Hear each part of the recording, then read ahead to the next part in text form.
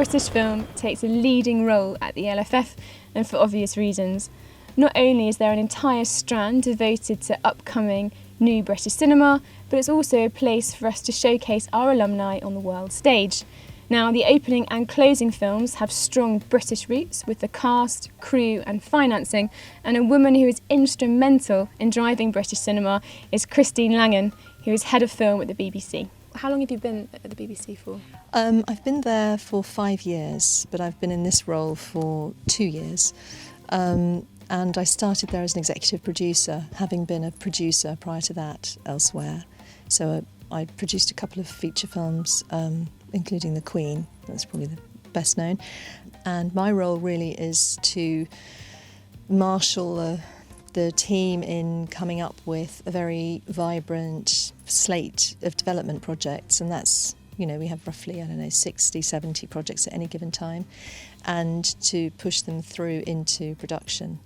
And as I say, we make about 8 a year, so we keep that slate moving. Sure. What are you working on? What can we expect from BBC Films? Can you give us a bit of an insight? Dustin Hoffman is directing his first feature film wow. as we speak, Very cool. which is very funny, and he's doing an amazing job. And what's it called? It's called Quartet, and it's about a group of people in a retirement home for opera singers. So it's the London Film Festival. Yes. 2011. How many films, BBC Films, are showing in the festival? I think it's 5. A couple have happened now. We had the opening night film, which was a terrific honour for 360, the Fernando Meirelles, Peter Morgan film. Last night, Coriolanus aired. Tonight we have Kevin. We need to talk about Kevin. We need to talk about Kevin, sorry. Yes. We just call it Kevin. And you are an exec producer. Yes, yeah. This.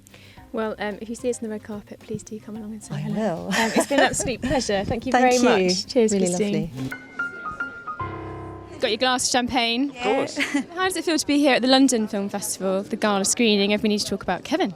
Quite special because it's a UK premiere, it's been in Cannes and, went to Telluride in Toronto, but, this is the first time it's been shown here, and so, I'm really excited. Oh, and what was it about the book that appealed to you, and what was it that felt so cinematic? Well, I thought it might be a good way of putting off Lynn wanting to have a child.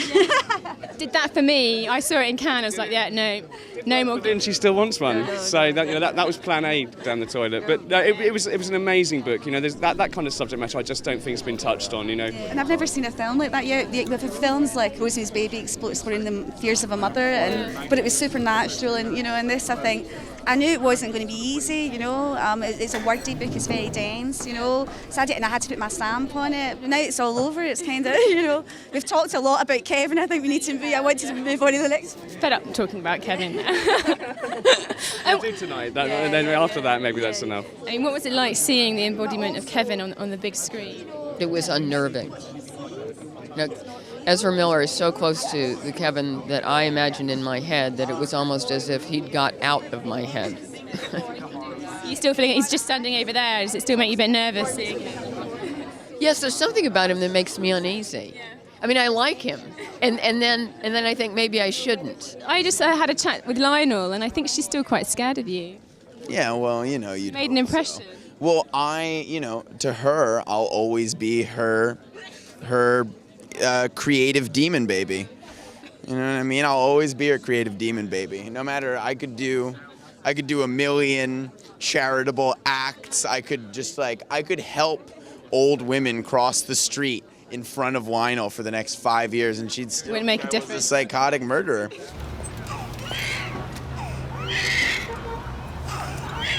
Join us tomorrow when we get creative with the artist.